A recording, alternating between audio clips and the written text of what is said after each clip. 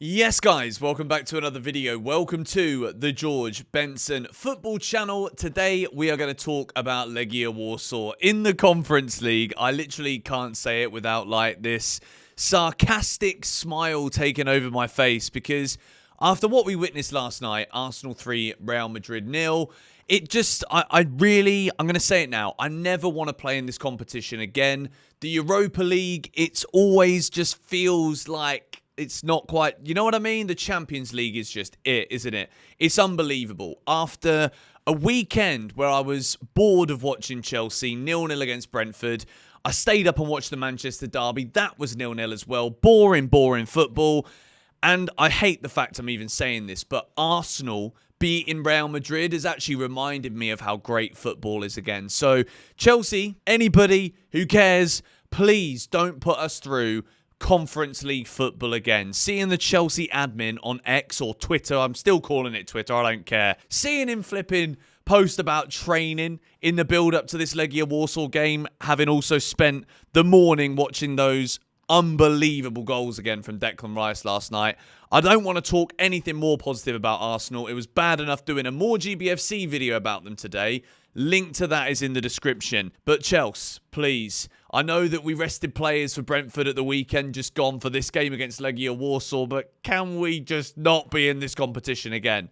I'm begging you. We need to be back at Europe's top table because seeing Arsenal doing it instead of us doesn't sit well whatsoever. So I want to start this video today because obviously we're going to build my team for Legia Warsaw away. There will be a live stream tomorrow, so make sure you're subscribed to GBFC. And whilst you're here, smack a like on the video. We're uploading every day in the month of April. I want to show you some crazy stats, okay? This is the save percentages for goalkeepers in the Premier League this season. Are you ready? Number 1, Robert Sanchez. Goals conceded 28 with a 74.5% save percentage. I don't know about you lot, but I feel as though there's been like a glitch in the matrix here. And either I am as foolish as sometimes I believe I could be, or are we all missing the trick here? Like, have we all been so wrong about Rob Sanchez this whole time? And if you look at the numbers, right, like even the top 5, Flecken, David Raya, Becker, Vicario, it's all very close. We're talking within like 1.1%. But somehow, Robert Sanchez is at the top of this list. And if you look at this one, this is in European football, which is basically world football, no disrespect, but the best goalies in the world do play in Europe. And Robert Sanchez is even 6th here. Donnarumma number 1, Jan Sommer, Courtois, Agkatsev. Rob Sanchez is 6th, even ahead of Petrovic. Now, obviously, there's a lot more to football than certain stats that certain websites or pages will be looking into. But have we missed a trick with Rob Sanchez? Am I actually going mad today? I feel like it's been one of those days where I had this like, when I saw the Arsenal game back this morning, I watched the game back and I'm like, why is this not us? Do you know what I mean? It's just like this almost entitlement feeling. Yeah, I'm going to say it. We feel entitled to be in the Champions League, but it's not just entitlement. It is Chelsea have standards. The standards have dropped massively. And the fact that it's a quarter-final of a European competition right now, and I'm sat here like jealous at all the other teams. Even Man United are flipping playing Lyon. Ex-Chelsea man, the Nemanja Matic is going in on Onana in the press conference. If you haven't seen that, go watch it. It's absolutely brilliant. But Chelsea, tomorrow, we go to bloody Poland, don't we? And let's take a little look at Legia Warsaw this season because this is very interesting. They're not even in the top 4 of the Polish league. They have 7 matches to play. They got 44 points. They've won 2 out of their last 5 games. And Rakow, I might have pronounced that wrong. I do apologize to any Polish people watching this video, but they're not even in the top 4 in the Polish league. So I don't want to hear anything about, oh, we rested players for this one. No, we didn't. We're going to say that if there was any method behind that, it was because we were letting players recover from injury. We shouldn't be resting players to play against Legia Warsaw. So if we take a look at the SofaScore expected lineup, they expect Legia to line up in a 4-3-3 formation and expect Chelsea to be there in a 4-2-3-1. When I look at this starting 11, I don't necessarily think that is what it's going to be. However, The big debate here is, who do we start out of all of the big boys? Because if Nicholas Jackson and Cole Palmer weren't fit enough and ready for the game at the weekend, it's only been 4 days. Are they ready now to start matches? Should they even be starting games against Legia Warsaw?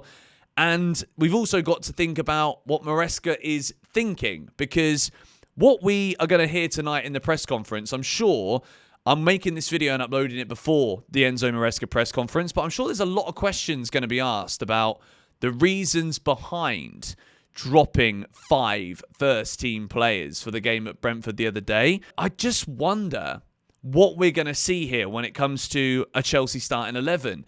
Are we going to go all out and try and win this first leg? Because this is the debate. You could use your Sam Raksakis, your Shin Muakers, and other academy players that could come in, right? But part of me thinks that we should go all out in this game, get a nice, comfortable win away from home if we can.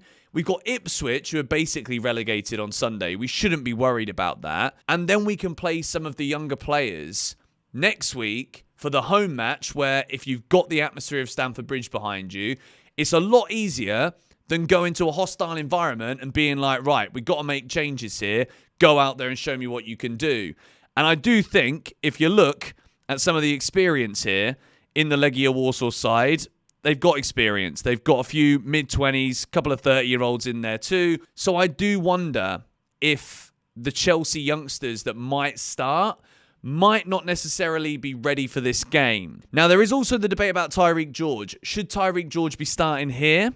We're going to build my Chelsea 11 now, and I'm going to answer all those questions and let you know.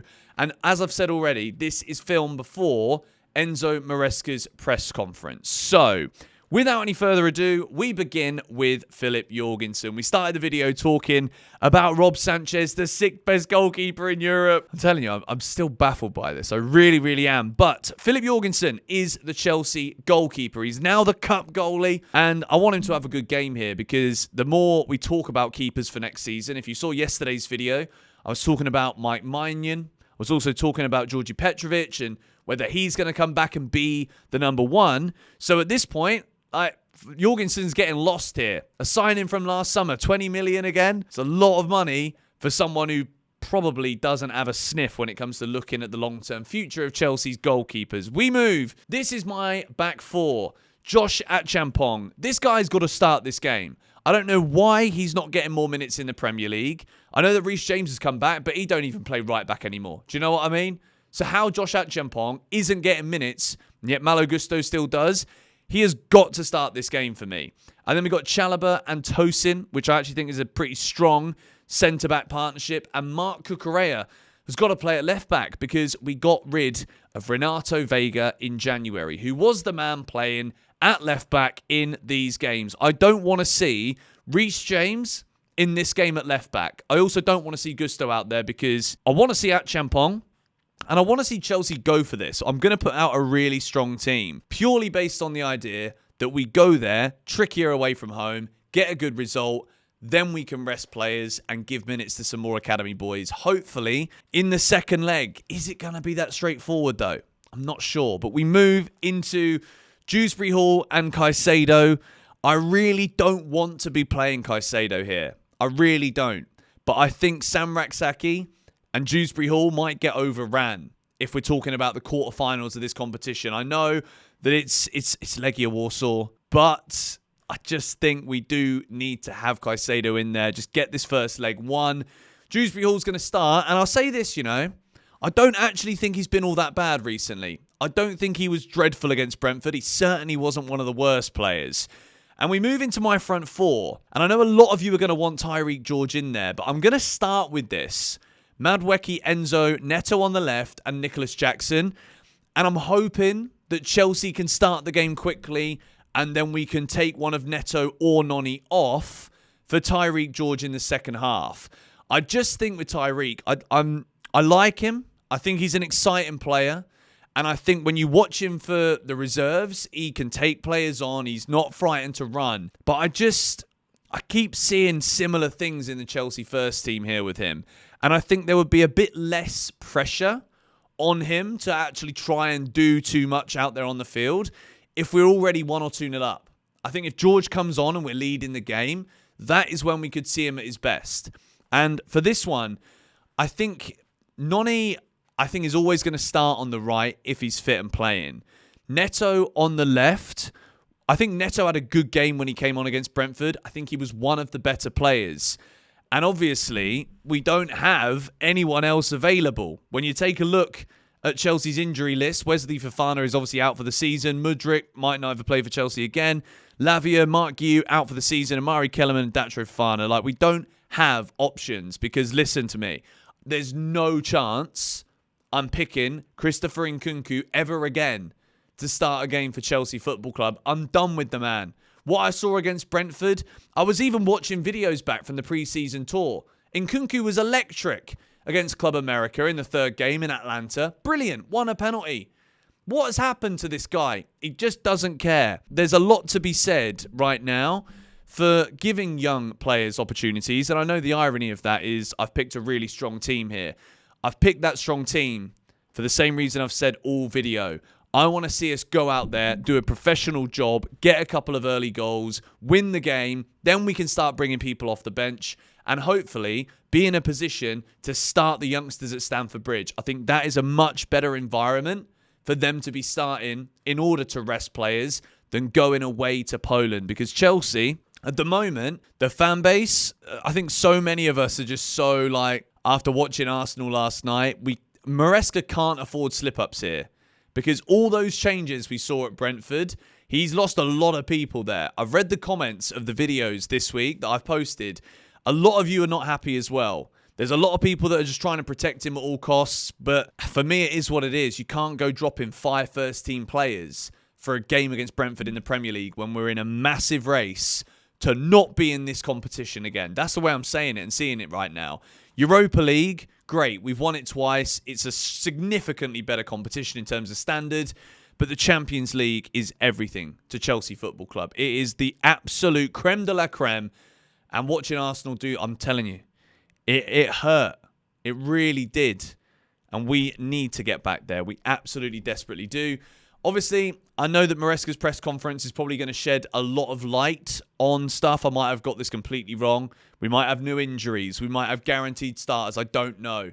But I know that they'll be in the comments a lot. So I'll see you guys tomorrow. We're going to be live on GBFC. It's an early kickoff tomorrow, which is still a late kickoff for me. There might be news, if there is news, in the morning.